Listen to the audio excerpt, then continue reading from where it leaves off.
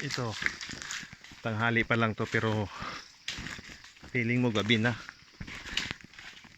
Dahil ang daming baging. Ayun. Ito ba'y para kang nasa pelikula. Sa pelikula mo lang nakikita itong mga ganitong area. Ayan po. Ito yung bundok dito na walang nakakarating dito.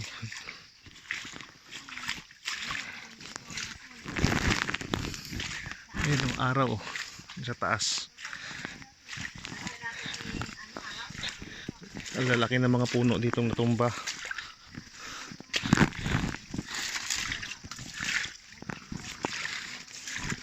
Ayan, araw.